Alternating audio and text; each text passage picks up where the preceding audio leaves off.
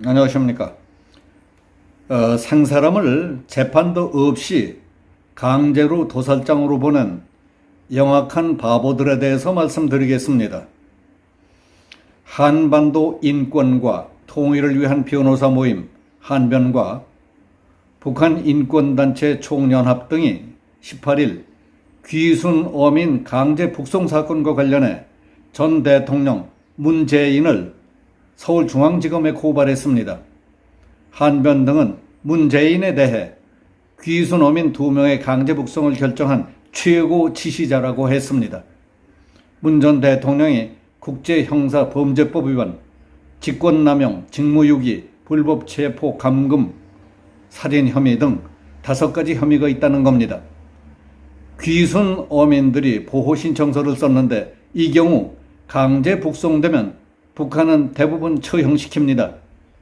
문 전 대통령도 그것을 모를 수 없기 때문에 미필적 살인의 고의가 있는 것이라고 주장했습니다. 또 북한의 귀순 어민 인계 의사를 전한 날 문재인은 북한 김정은에게 부산 한아시안 특별정상회의 초청 친서를 보냈습니다. 문 전 대통령은 강제 북송에 이해관계가 있고 지시 가능성도 크다고 했습니다. 문재인은 지난 1996년 조선족 선원 6명이 한국인 선원 11명을 살해한 사건인 페스카마호 살인사건의 변호를 맡았던 것과 2019년 11월 귀순 어민들의 강제 북송은 배치되는 태도를 보이고 있다고 지적했습니다. 그리고 검찰은 국가정보원과 여러 시민단체들이 강제 북송 의혹 사건을 고발해 이를 수사하고 있습니다. 이 사건이 국제사회에서 인권 문제로 비화하고 있는 만큼 문재인의 정부, 국경원, 국정원, 국방부, 통일부, 청와대 등으로 수사가 확산될 것이라고 전망했습니다. 탈북 귀순어부 강제 북송 사건과 관련해 납득할 수 없는 의문점과 풀리지 않고 있던 의혹들은 시간이 갈수록 오히려 부풀어져 가고 있기 때문에 사람들의 관심이 더 나날이 증폭되고 있습니다. 당시 통일부는 해당 어민들이 동료 선원들을 살해했고 타고 온 배에 핏자국도 있었다고 했습니다. 11월 7일 김현철 당시 통일부 장관은 국회 외교통일위원회 전체 회의에서 타고 온 배에 여러 가지 흔적이 있었다고 했습니다. 김은한 당시 통일부 부대변인은 11월 8일 정례 브리핑에서 귀순 의사를 밝힌 북한 어민들을 강제 북송시킨 이유와 관련해 혈흔 같은 것인데 어느 정도 배 안에서 그러한 흔적도 있었던 것으로 파악하고 있다고 설명했습니다. 전 청와대 국가안보실 정의용 실장과 통일부는 강제 북송된 어민들이 배에서 동료 선원 16명을 살해한 흉악범으로서 잔인 무도하기 짝이 없는 악마들이라고 몰아왔지만은 타고 간 배를 몇 시간 동안 샅샅이 소독했던 검역관들은 핏자국 흔적 하나 없더라는 사실을 확인했습니다. 어제 18일 국민의힘 안병길 의원이 농림축산검역본부로부터 제출받아 공개한 자료에 따르면 귀순 어선이 동해에서 나포 압송된 2019년 11월 2일 농림축산검역본부는 국정원 요청에 따라 오후 1시 45분부터 오후 2시 30분까지 45분 동안 탈북 어민 2명을 소독했습니다. 그리고 저녁 7시 15분부터 밤 10시까지 3시간 가까이 어부들이 타고 온 어선을 검역 소독했습니다. 어선 소독 현장에는 국정원 직원이 계속 같이 있었고 어선에는 쌀과 마른 오징어, 옥수수가루 등 식량이 실려 있었다고 했습니다. 북한 어선 검역 및 소독 당시 파견됐던 검역관들은 핏자국은 물론 칼, 도끼, 마체테 등 흉기로 쓰일 수 있는 물건들도 목격한 바 없음이라고 기록돼 있었습니다.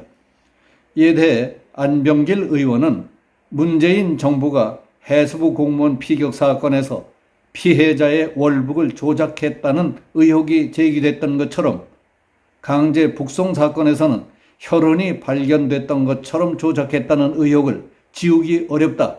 박지원, 서훈 전 국정원장뿐만 아니라 당시 강제 북송 사건의 진실을 은폐한 주요 책임자들에 대해 법적 수사가 빈틈없이 진행돼야 한다고 주장했습니다. 이해할 수 없는 일은 최근 이 사건을 수사하는 검찰이 국정원 직원들에 대한 조사에서 어민들에 대한 합동조사가 진행되고 있는 도중 갑자기 북송 지시가 내려와 조사할 것이 더 있는데도 불구하고 조사를 중단하게 돼 황당했다는 진술을 확보한 점입니다.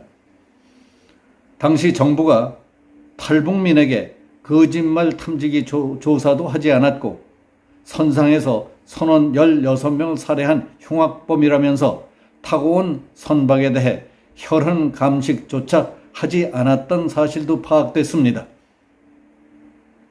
귀순 어민들이 우리 해군에 납포됐을 때부터 귀순 의사를 밝혔고 대한민국에 살고 싶다고 자필로 쓴 보호 신청서와 자기소개서를 제출했는데에도 당시 정부가 귀순 의사를 제대로 검증하지 않은 이유도 수사 중입니다.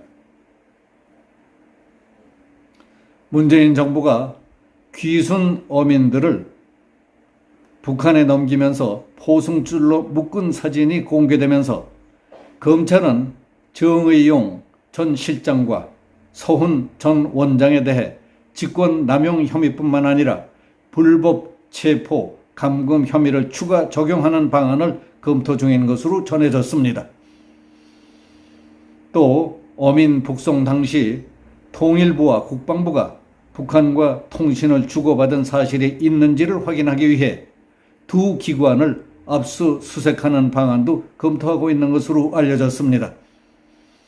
법조인들은 문재인 정부가 어민들의 귀순 의사를 확인하고도 김정은 초청장 등 정치적 이유로 강제 북송을 했다면 더 심각한 사건으로 확산될 것이라고 전망하고 있습니다.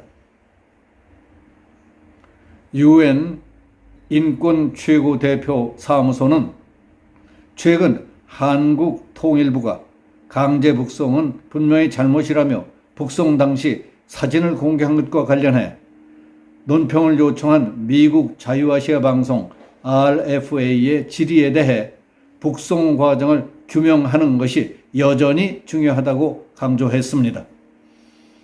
그러자 외교부는 15일 2년 전 UN 인권 최고대표 사무소에서 보낸 우리 답변은 부족하거나 부적절한 내용을 포함하고 있는 것이 사실이라며 보다 적극적으로 관여하지 않은 점을 대외 관계 주관 부서로서 유감스럽게 생각한다고 했습니다.